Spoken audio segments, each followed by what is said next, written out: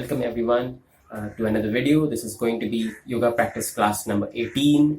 This is about the spinal twisting posture called Ardha Matsyendrasana, which is the half posture of the sage Masendranath. It's named after a sage called Masendranath. So it's called Ardha Matsyendrasana, which literally translates to half posture, the half posture of Masendranath. Basically, we'll be twisting the spine. Now we all know that we can actually move the spine in various directions. We have already looked at practices where you're bending the spine in front, bending the spine backwards, and then laterally bending the spine and stretching the spine upwards. So now we'll finally look at certain practices where you'll be twisting the spine. So basically, whenever you work on your spinal column, the muscles of around your spinal column, you always make sure that you cover all these directions: the upward stretch, forward bending, backward bending, lateral bending, and then twisting.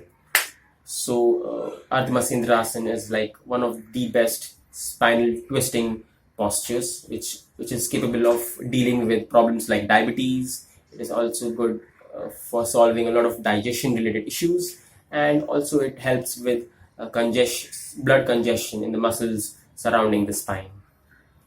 So how do we do this? Well, there are various preparatory practices, which are basically various spinal twisting postures from basic to the advanced ones, which you can actually practice as preparatory practices so that you can finally be able to sit in the posture. And then after I teach you the posture, I will also tell you why it's called Ardha Matsyendrasana, which is the half posture. There is obviously a complete posture of Masendranath too, which is a bit too advanced. I will show you that as well, but for all practical purposes of twisting the spine, and for people like you and me, normal people, just the Ardha Matsyendrasana is a good enough posture. So let us look at all the practices that are related to it. This is the first preparatory practice. It's the simple supine spinal twist. So as you can see, you lie down in the supine position, fold the knees such that both the heels are comfortably away from the hips and they're also comfortably away from each other. The knees are also away from each other. You can either place the hands at the level of the shoulder with the palms facing the floor like this, or if it's more comfortable, you can even place the hands below the head with the fingers interlocked. Then you simply take the knees towards the right hand side while simultaneously twisting the head towards the left hand side, making sure that both the elbows remain fixed on the floor. And then you maintain this for 30 seconds with abdominal breathing. And as you can see, this gives a very simple and very easy spinal twist, which even beginners can do. There is comfortable distance between the legs in this. So this is the Sahaj Dhanvakarasana, the simple supine spinal twist. You obviously do the same thing on the other side, again by maintaining it for 30 seconds with normal abdominal breathing. What is abdominal breathing? You basically breathe in, expand the stomach, and when you breathe out, you let the stomach cave in. Next, after you reach a level where this posture becomes comfortable, you can move on to the next preparatory practice, the next level, where you can bring the heels closer to the hips and you can bring both the feet together and the knees together. So this will make the spinal twist a little bit more challenging. So this will be Dhanvakarasana Level 1. Again, you do the same thing. You twist the spine by taking the knees to the other side and the head to the opposite direction. But over here, as you can see, the feet and the knees are one on top of the other. That's the only difference. Again, you make sure that the elbows remain fixed on the floor. Again, you maintain this for 30 seconds with normal abdominal breathing. And of course, you do the same thing on the other side. You do 4 rounds of this. So this is the second level, the second preparatory practice. Once you are comfortable doing that, you can move on to the next level, where you basically place one leg on top of the other such that one knee, the right knee is, like in this case, the right knee is on top of the left knee, like this. And then you do the exact same thing. The only difference is the right leg will be on top of the left leg, and you bring the right knee as close to the floor on the left hand side as possible, while simultaneously twisting the neck towards the right hand side. This will create more twist in the spine. So this is the modified supine spinal twist. This is the this is the third level. Do the same thing on the other side without changing the position of the legs. And then once you're done with that, you change the position of the legs. That is, you then place the left leg on top of the right leg. The left thigh will be on top of the right thigh, the left knee will be over the right knee, and you do the same thing again. Maintain each position for 30 seconds with normal abdominal breathing. Then we move on to the fourth preparatory practice. That is the fourth level of the supine spinal twist, where both the legs are straight and the hands are at the level of the shoulder, palms facing the floor. Then you basically lift the right leg, keeping the right knee as straight as possible, such that the leg makes a 90-degree angle with respect to the other leg.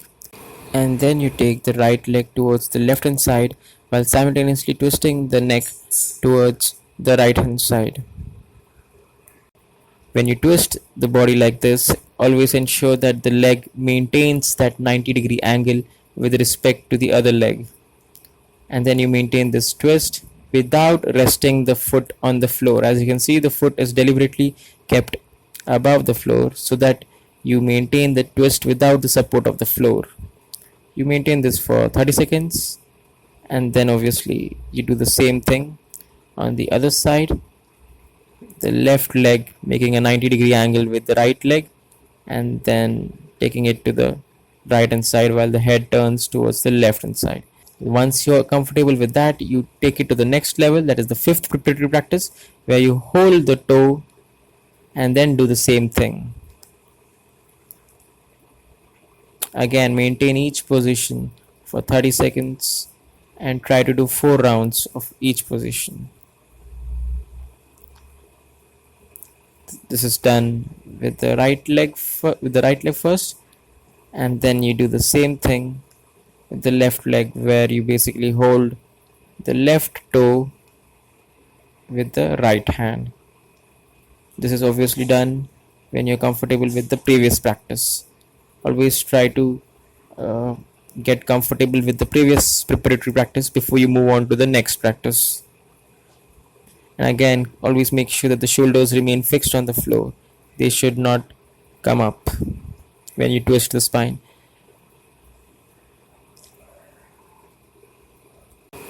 Then we move on to the sitting spinal twist positions. By folding the left knee first, you place the left foot close to the right knee like this, and then try to fix the right armpit on the outer side of the left knee such that the fingers reach the left foot.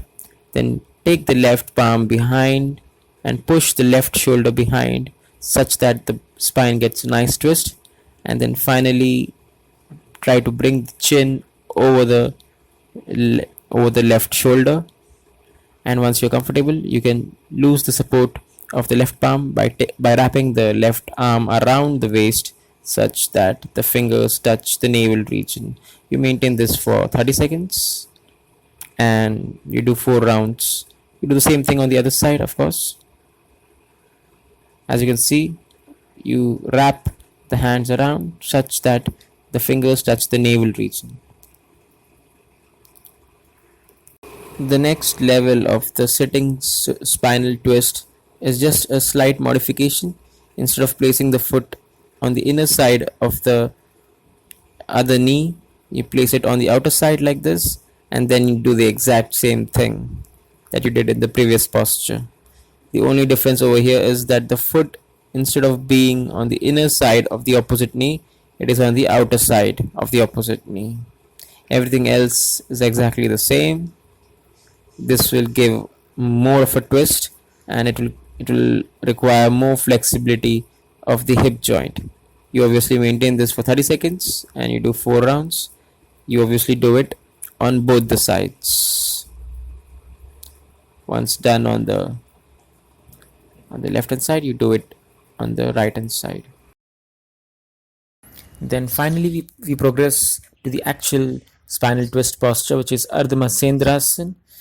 As you can see, the only difference between this and the previous preparatory practice is that you fold the leg which is straight horizontally so that the heel comes close to the opposite hip like this, and then everything else remains the same. You try to hold the left foot with your right hand by placing the armpit on the outer side of the left knee, and then initially the left palm is behind on the floor.